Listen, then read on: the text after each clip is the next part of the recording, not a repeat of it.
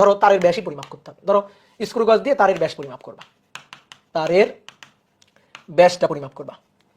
তো তারের ব্যাস পরিমাপ করার জন্য মনে করো তোমাদের গ্রুপ মেম্বার যে কজন আছে সেই কজন মিলে সেই কটা পার্ট তোমরা নিলা। ধরো কেউ একজন পার্ট নিল হচ্ছে x1, কেউ একজন পার্ট নিল x2, কেউ একজন নিল x3, ডট ডট ডট একেবারে লাস্টের জন হচ্ছে xn।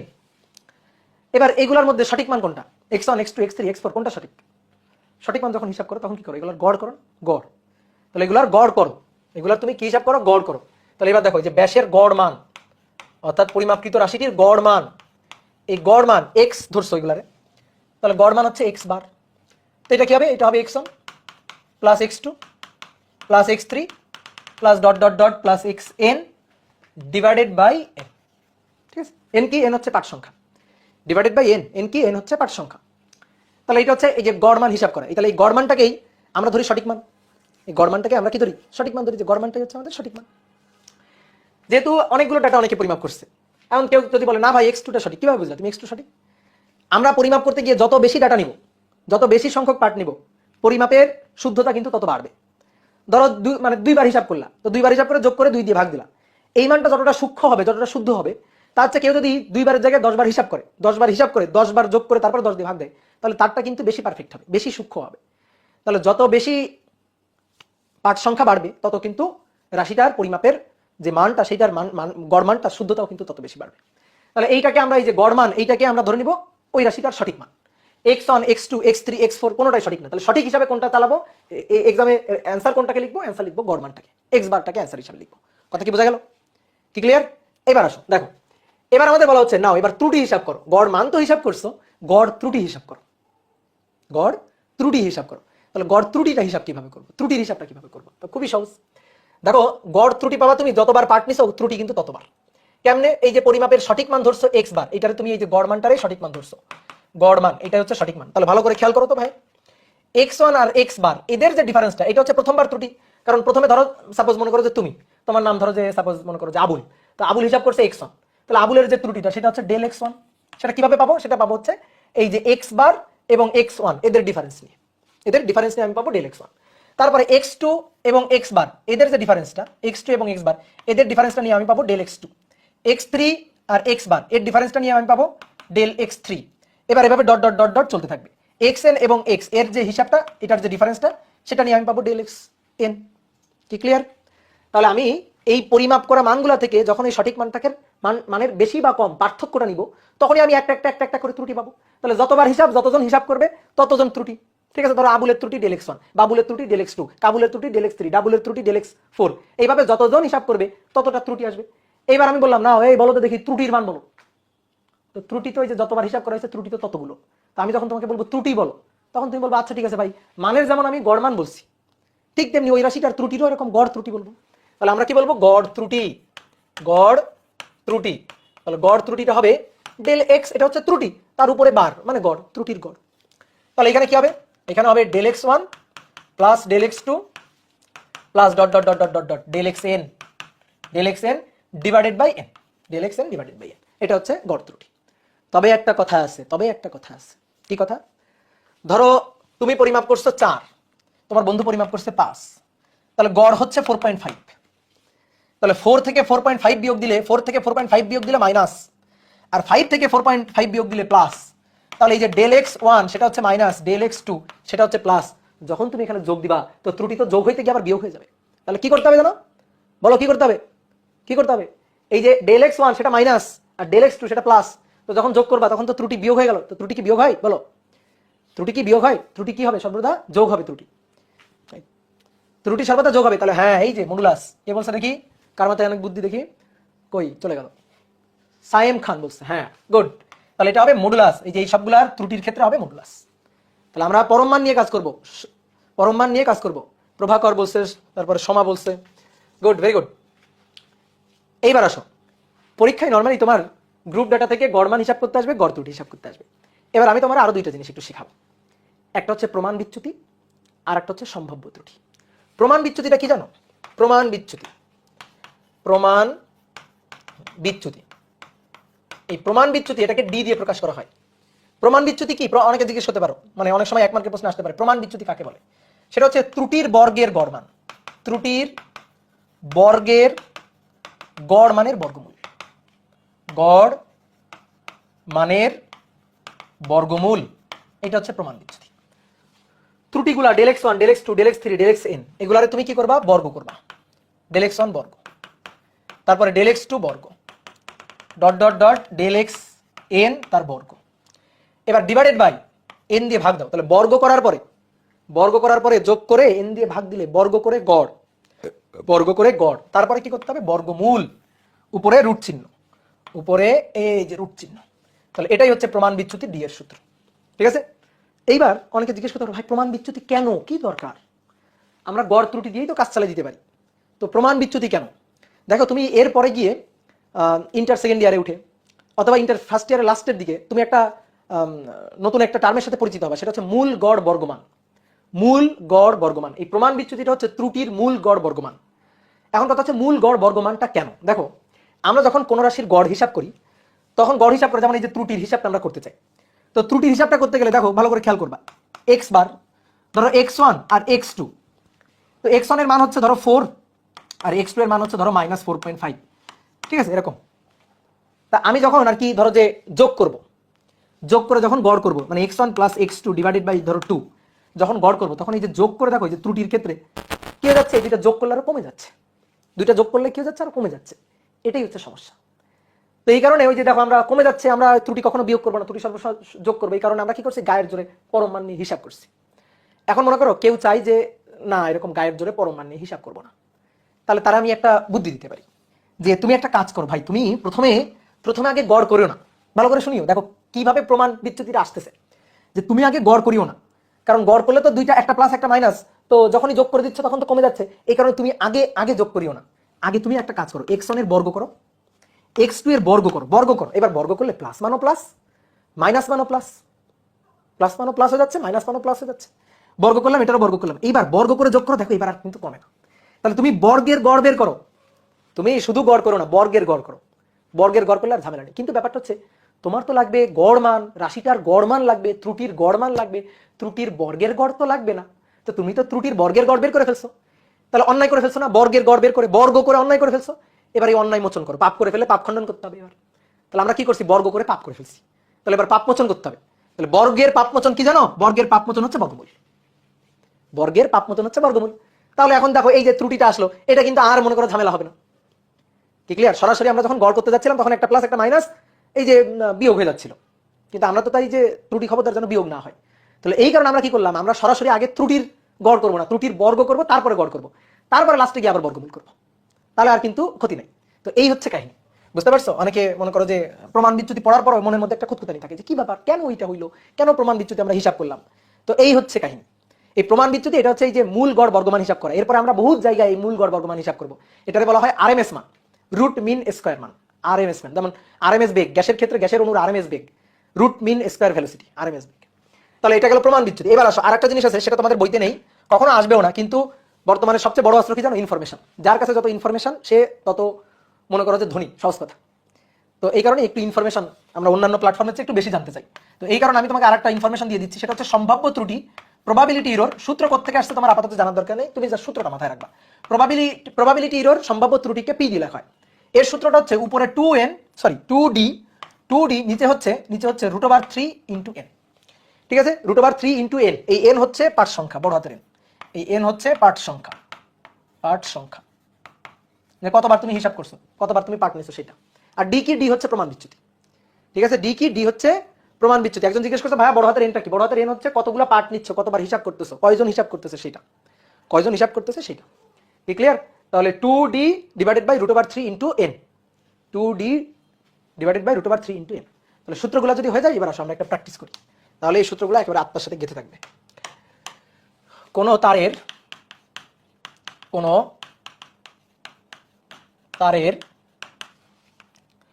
কোন তারের ব্যাসের মান, ব্যাসের পরিমাপ্য মান, এই ব্যাসের পরিমাপ্য মান হচ্ছে 0.38 মিলিমিটার, 0.40 মিলিমিটার, 0.39 মিলিমিটার, 0.40 মিলিমিটার। ঠিক আছে? অনেকে বলতে পারে, ভাই এক ডাটা তো দুইবার হয়ে গেছে, দুইজন দুইবার হিসাব করছে, আমুল হিসাব করছে 0.38, বাবুল হিসাব করছে 0.40, কাবুল হিসাব করছে 0.30, ডাবুল হিসাব করছে 0.40, হইতেই পারে। ঠিক আছে, তো অনেকে বলতে ভাই এক ডাটা দুইবার, ভাইয়া বর্গমূল করলে তো এন ও বর্গমূল হয়ে যাবে। হ্যাঁ, পুরোটারই তো বর্গমূল, এখানে পুরোটারই তো বর্গমূল, এই পুরোটারই তো বর্গমূল। ঠিক আছে, শুধু উপরে বর্গমূল করবা নিচে করবা না তাহলে হবে? পুরোটারই তো বর্গমূল করতে হবে। তাহলে দেখো এই যে 4 জনের মান দেওয়া আছে, এবার আমাদের এখান থেকে হিসাব করতে বলছে। নাও এবার হিসাব করো, কি ব্যাসের মান হিসাব করো, ব্যাসের গড় মান হিসাব করো। ব্যাসের গড় মান 2, গড় ত্রুটি 3, প্রমাণ বিচ্যুতি, প্রমাণ বিচ্যুতি আর 4 সম্ভাব্য ত্রুটি, সম্ভাব্য ত্রুটি। এই 4টা জিনিস হিসাব করতে হবে। তো চলো শুরু করি, এর চেয়ে মজার জিনিস আর আছে বলো? তাহলে ব্যাসের মানগুলোকে তুমি D1, D2, D3, D4 দিতে পারো, X1, X2, X3, X4 দিতে পারো, কোনো ব্যাপার না, যার যেটা খুশি। তাহলে X1 0.38 millimetre, X2 0.40 millimetre, X3 0.39 millimetre and again X4 0.40 millimetre. তাহলে বলো তো পার্ট সংখ্যা কয়টা, n কয়টা, n কয়টা? 4টা। দেখো 4 জন হিসাব করছে, 4 বার পার্ট, তাহলে n হচ্ছে 4টা। কি ক্লিয়ার? তাহলে এবার আমাদের কি করতে হবে, ব্যাসের গড় মান হিসাব করতে হবে। গুড, ভালো কথা, ব্যাসের গড় মান। তাহলে ব্যাসের গড় মান, ব্যাসের গড় মান x বার, তাহলে x1 plus x2 plus x3 plus x4 divided by 4। বুঝছো, এই 4 হচ্ছে n। ঠিক আছে, বা এখানে n তুমি লিখতে পারো, পরের লাইনে 4 বসাইতে পারো, তোমার খুশি, তোমার ইচ্ছা। তো 0.38, 0.40, 0.39, 0.40 ডিভাইডেড বাই 4। তাহলে মান দেখি কত আসে, চলো তো। 0.38 plus 0.40 plus 0.39 plus 0.40 divided by 4। তাহলে ব্যাসের গড় মান হচ্ছে 0.3925 এত মিলিমিটার। এটা হচ্ছে ব্যাসের গড় মান। এবার গড় ত্রুটি, তো গড় ত্রুটি বের করার আগে ইন্ডিভিজুয়াল ত্রুটিগুলো বের করতে হবে। যেমন ডেল x1, তাহলে x বার মাইনাস x1, বুঝছো, ডেল x1। ঠিক একইভাবে ডেল x2, দ্বিতীয় যেজন হিসাব করছে তার ত্রুটি x বার মাইনাস x2। তারপর del x3, x bar minus x3 and del x4, x bar minus x4। তো আমি এখানে মানগুলো লিখবো না, একবার হিসাব করবো। x বার হচ্ছে এটা, x1 এটা, x বার এটা, x2 এটা, x বার এটা, x3 এটা, x বার এটা, x4 এটা, বিয়োগ করে আমি মান বসাই দেবো। তাহলে 0.3925 মাইনাস 0.38 মাইনাস 0.38, তাহলে 0.0125 এত মিলিমিটার, এত মিলিমিটার। 0.3925 মাইনাস 0.40, তাহলে এই মানটা আসবে মাইনাস 0.0075। মাইনাস আসুক, আমার মাথা ঘামানোর কিছু নাই, আমি যখন হিসাব করবো প্লাস নিয়ে হিসাব করবো। তারপরে এইটা হবে 0.00, এটার হিসাব করা লাগে না, ক্যালকুলেটারে মুখে মুখে করা যায়। আর এটা তো ওই যে মাইনাস 0.0075 এত মিলিমিটারই হবে। বুঝছো, বুঝছো, গুড। এই যে অনেকে হিসাব করে ফেলছে, কিরে এত আসলো কেমনে? ও আচ্ছা, তুই কি একেবারে লাস্ট পর্যন্ত হিসাব করে ফেলছিস? মুনতাসির আহমেদ মুইন, তুই কি একেবারে লাস্ট পর্যন্ত হিসাব করে ফেলছিস? Good, very good. তাহলে অতএব গড় ত্রুটি, গড় ত্রুটি এখানে হিসাব করে দিই, ডেল এক্স বার এটা equal to modulus del x1 modulus del x2 modulus del x3 and modulus del x4 divided by 4, divided by 4। কি বুঝতে পারছো? তাহলে 0.0125, তারপরে 0.0075 ইন্টু 2 একবারে দেওয়া যায়। আচ্ছা আসো ভেঙে ভেঙেই করি, হিসাব সহজ, খালি লিখতে হচ্ছে এই আর কি। ডিভাইডেড বাই 4,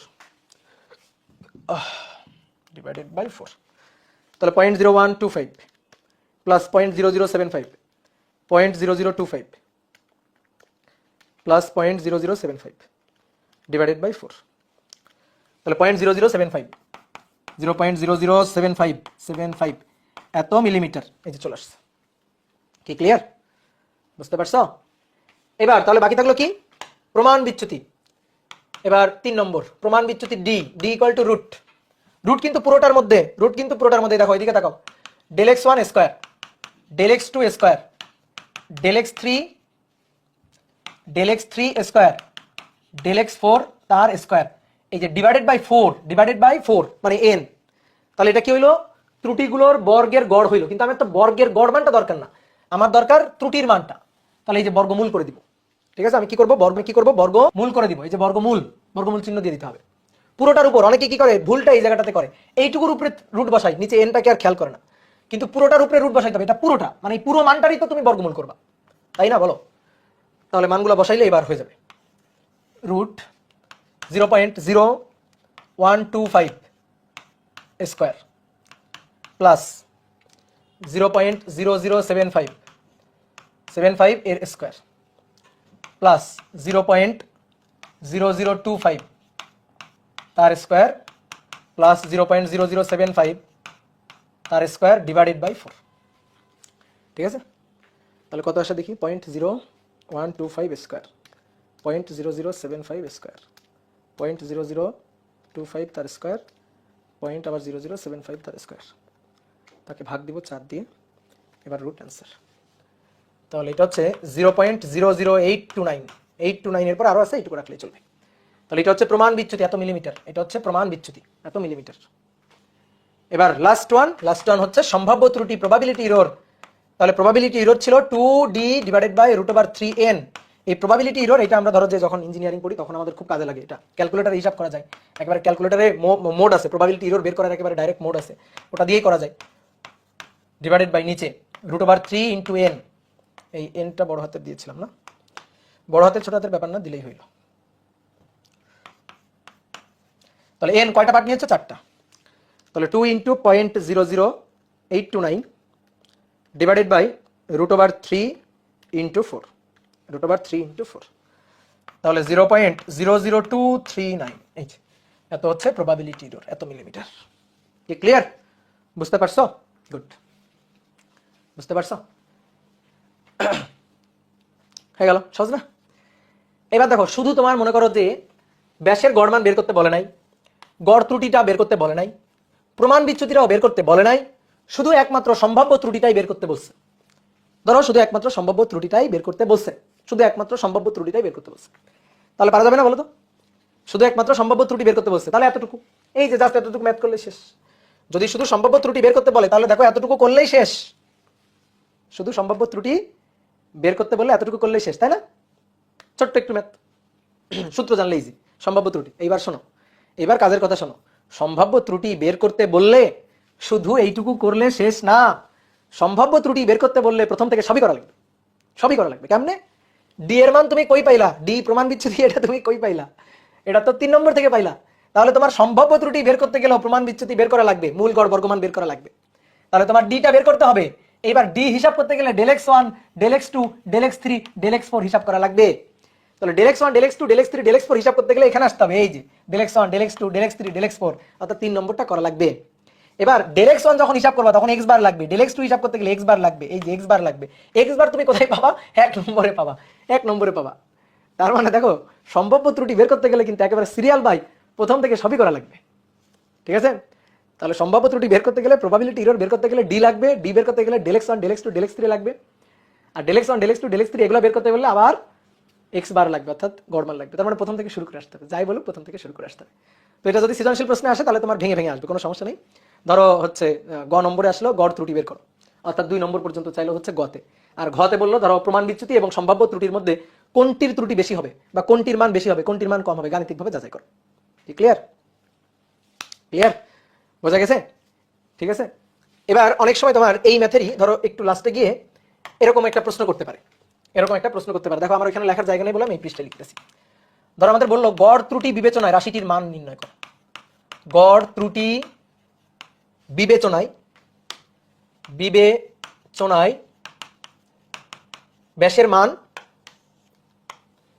ব্যাসের মান ও শতকরা ত্রুটি নির্ণয় করো, শতকরা ত্রুটি নির্ণয় করো। ধরো এরকম একটা কোশ্চেন করলো গড় ত্রুটি বিবেচনায়, তো পারা যাবে না বলো তো দেখি? গড় ত্রুটি বিবেচনায় রাশিটির মান, গড় ত্রুটি বিবেচনায় রাশিটির মান মানে ব্যাসের মান। গড় ত্রুটি বিবেচনায় তাহলে x বার রাশিটির মান, গড় মান প্লাস মাইনাস গড় ত্রুটি বিবেচনায়, এই যে গড় ত্রুটি ΔX বার, বুঝতে পারছো? গড় ত্রুটি ডেল এক্স বার। তাহলে অ্যান্সার হচ্ছে এক্স বার অর্থাৎ ব্যাসের মান আর গড় ত্রুটি। ব্যাসের মান 0.3925, 0.3925 প্লাস মাইনাস। আসো গড় ত্রুটি বিবেচনায় তুমি এখানে কয়টা ত্রুটি বের করছো বলো তো? 3টা ত্রুটি। একটা গড় ত্রুটি, একটা প্রমাণ বিচ্যুতি ত্রুটি, আর একটা হচ্ছে সম্ভাব্য ত্রুটি। তাহলে গড় ত্রুটি বিবেচনায় এই যে গড় ত্রুটি হচ্ছে এইটা 0.0075 মিলিমিটার। গড় ত্রুটি বিবেচনায় 0.0075 মিলিমিটার, এই যে গড় ত্রুটি বিবেচনায় রাশিটির মান।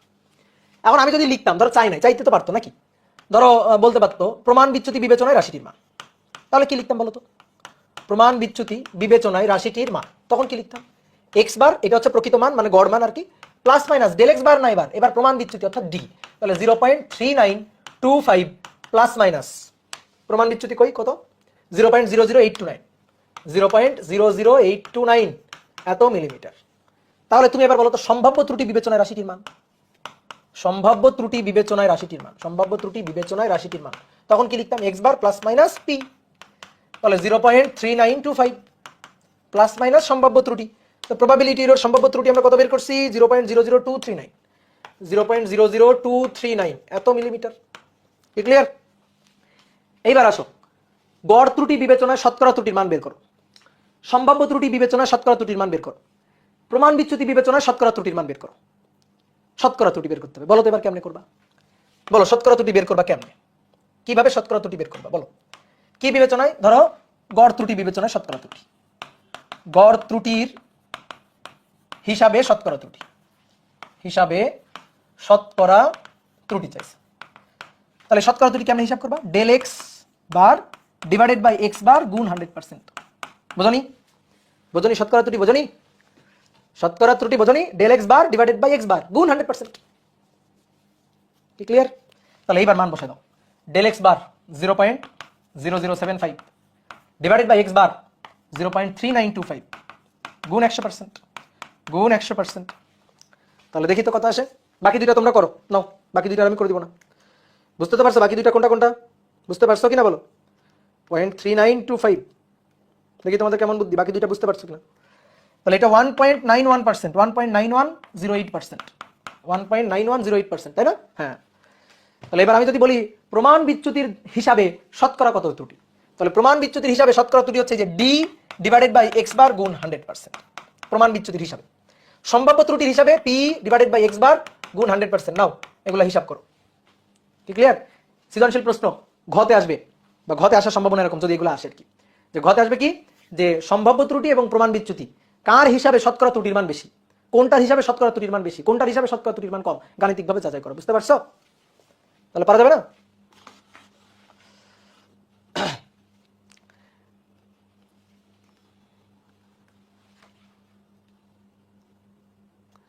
ভাই প্রমাণ বিচ্যুতি আর গড় ত্রুটি আলাদা আলাদা হইল কেন? আলাদা আলাদা তো হবে, 3টা ত্রুটি আলাদা আলাদা তো হবে, অবশ্যই আলাদা আলাদা হবে। একই হবে গড় ত্রুটি, প্রমাণ বিচ্যুতি, সম্ভাব্য ত্রুটি, 3টা ইরোর তো আলাদা আলাদাই হবে।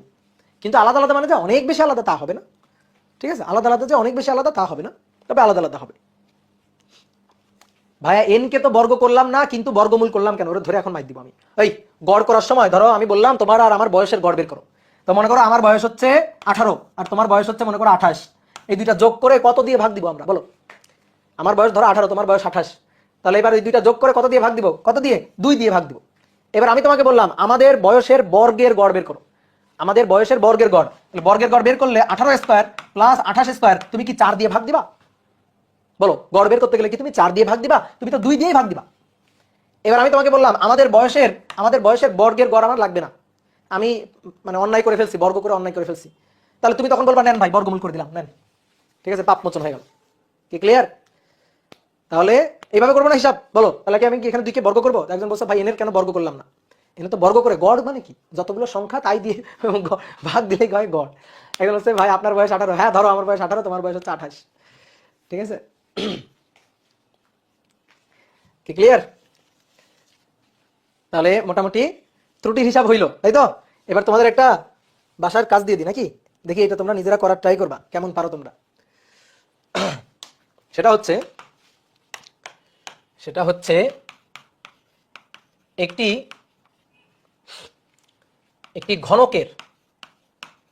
ঘনকের বাহু পরিমাপে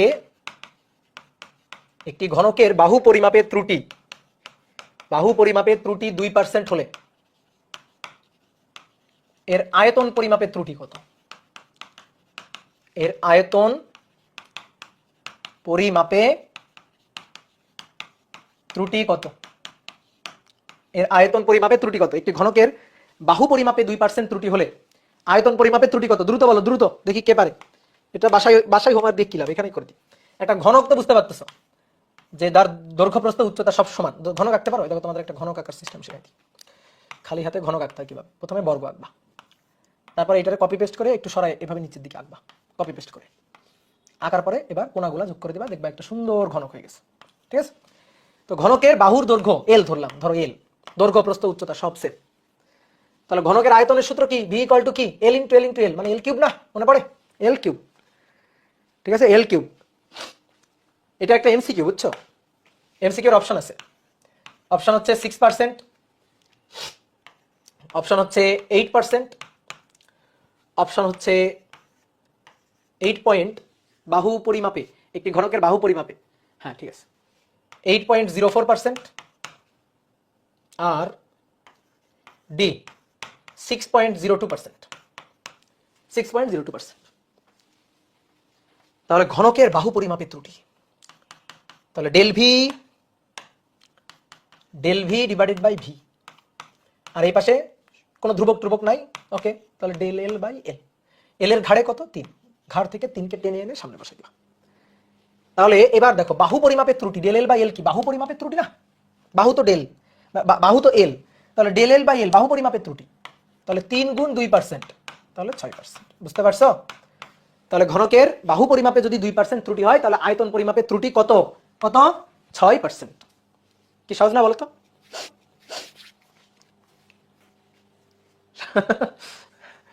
খুব ইজি ম্যাথ, গুড। কিন্তু অ্যান্সার দেখে 6% না, কিন্তু অ্যান্সার তো 6% না, অ্যান্সার হচ্ছে 6.02%। অ্যান্সার 6.02%। ভাই এটা কেমন কথা? 6% হিসাব আসলো, কিন্তু আপনি বলবেন 6.02%। এইবার শোনো খুব মনোযোগ দিয়ে, এর আগে আমরা যাবতীয় যত হিসাব করছি সেই হিসাব অনুযায়ী তো 6%ই কারেক্ট। হ্যাঁ, 6%ই কারেক্ট, কিন্তু তারপরও কেন 6% না হয়ে 6.02% হলো? এবার আসো সেটা বুঝি, কেন এটা হইল। দেখো, একটা ঘনকের বাহু পরিমাপের ত্রুটি দেওয়া আছে, তাহলে আমরা এই ম্যাথটাকে একটু 9-10 ওই ম্যাথের মতো চিন্তা করি তো। বাহু পরিমাপে 2% বেশি হলে আয়তন পরিমাপে কয় পার্সেন্ট বেশি হবে সেটা একটু হিসাব করি তো। তাহলে সেই হিসাবে যদি করি তাহলে দেখো তো এইটা আসে না, যে বাহু হচ্ছে এল, আর পরিবর্তিত বাহু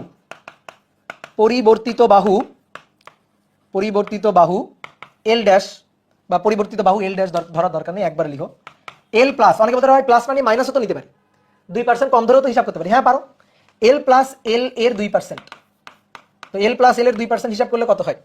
2কে 100 দিয়ে ভাগ দাও, তাহলে 0.002, তাহলে 1.02 আর কি, 1.02, তাহলে 1.02 এল, তাই না?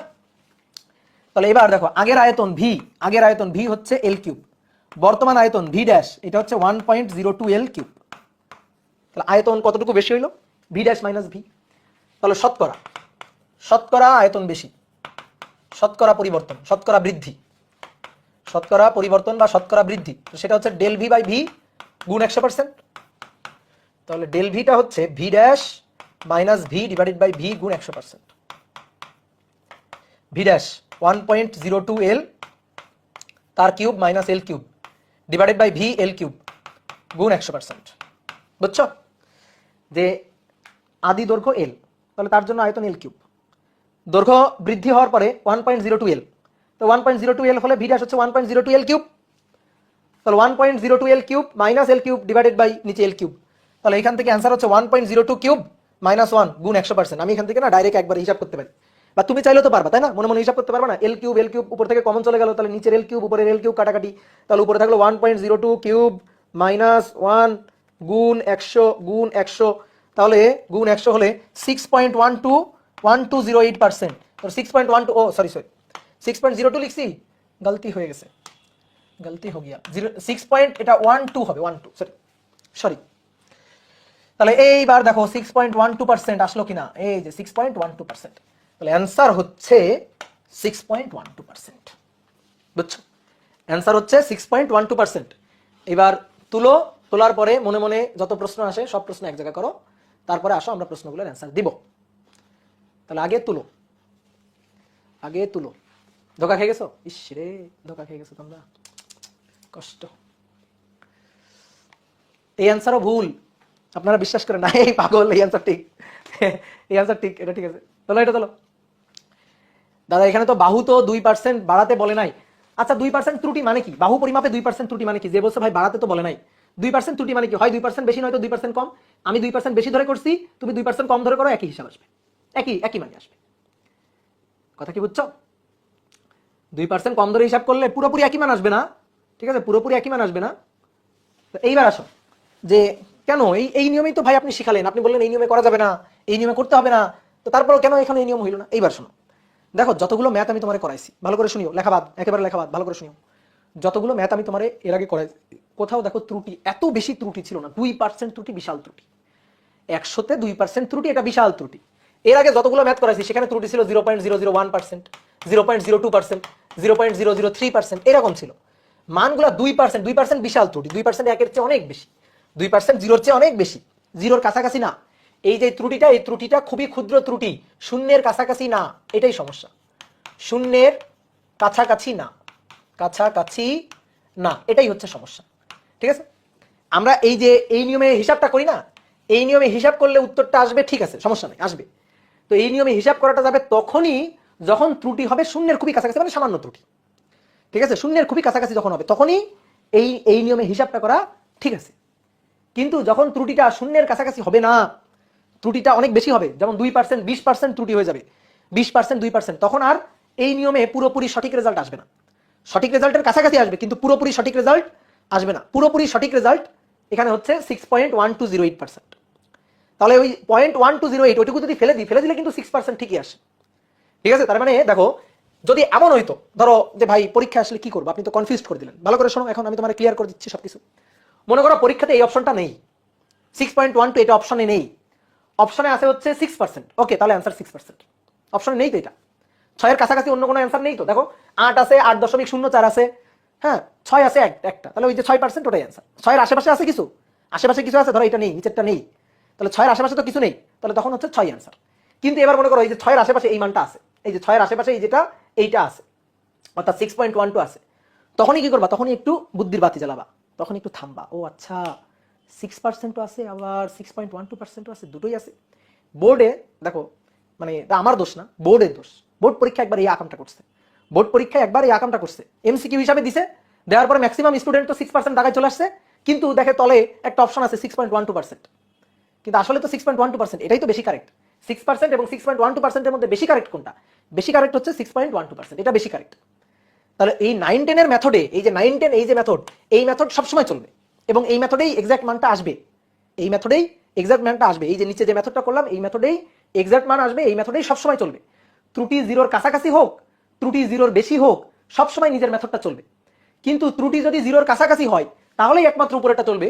ত্রুটি যদি আস্তে আস্তে জিরো থেকে অনেক বেশি হইতে থাকে, 2%, 20%, 40% যদি ত্রুটি হয়, তখন কিন্তু আর এই উপরের নিয়মে সঠিক অ্যান্সার আসবে না। হয়তো সঠিক অ্যান্সারের কাছাকাছি যাবে, বাট সঠিক, পুরোপুরি সঠিক হয়তো তুমি পাবা না। কি কথা কি বুঝছো? এটা একটা শর্টকাট প্রসেস, উপরের প্রসেসটা একটা শর্টকাট প্রসেস, এবং সেটা তখনই অ্যাপ্লিকেবল যখন ত্রুটির মানটা শূন্যের খুব কাছাকাছি, ত্রুটির মানটা শূন্যের খুব কাছাকাছি। কিন্তু যখন শূন্য থেকে অনেক বেশি হয়ে যাচ্ছে, 2%, 20% হচ্ছে, তখন আর উপরের নিয়মে কিন্তু পুরোপুরি সঠিক অ্যান্সার আসবে না। কিন্তু নিচের নিয়মে করলে আজীবনই সঠিক অ্যান্সার আসবে।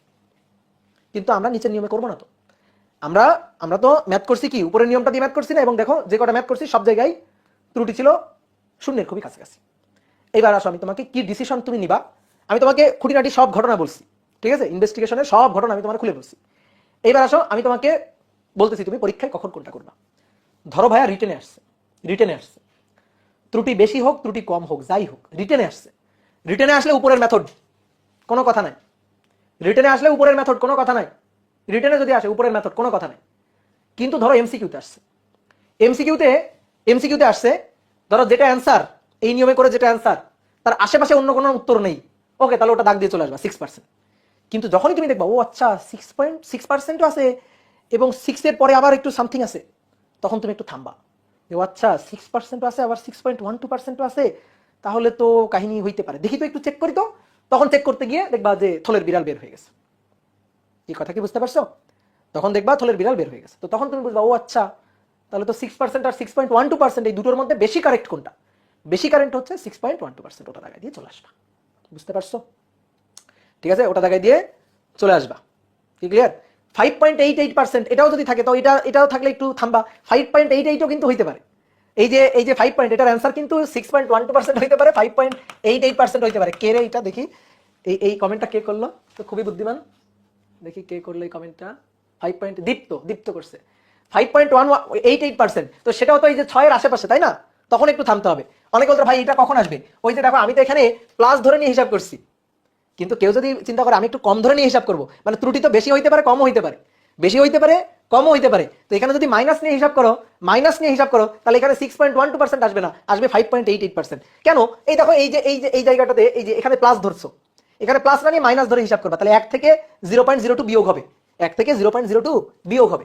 তাহলে 1 থেকে 0.02 বিয়োগ করে দেখো তো, 0.2 বিয়োগ করে দেখো তো, 1 থেকে 0.02 বিয়োগ করে দেখো তো, বিয়োগ করলে আসে 0.98। তো 0.98 এর কিউব 1 কিউব মাইনাস 0.98 এর কিউব 0.98 এর কিউব করার পরে গুণ 100। এই দেখো, দেখছো চলে আসছে 5.88%। এই যে 5.88% আসছে তখন।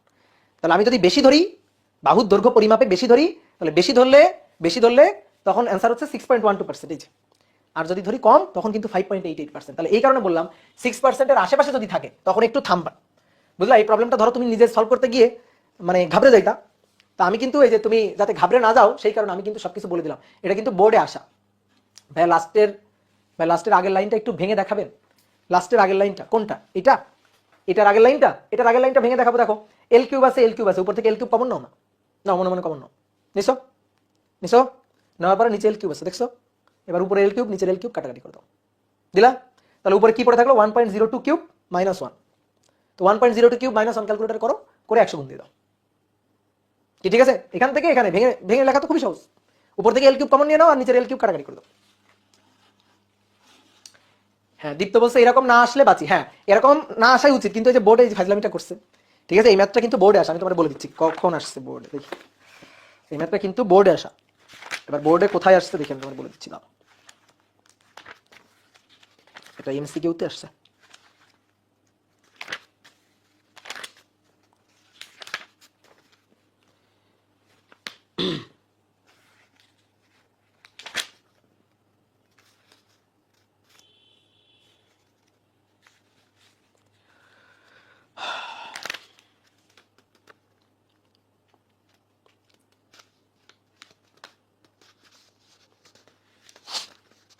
খুঁজে পাচ্ছি না যে,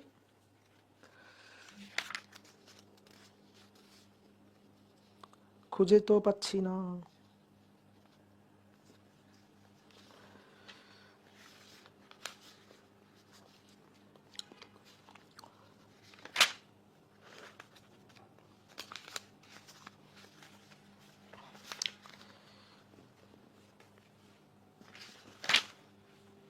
আমার বইটা অনেক পুরনো হয়ে গেছে বলে পাচ্ছি না, তবে এটা বোর্ডে আসে কিন্তু, বুঝছো?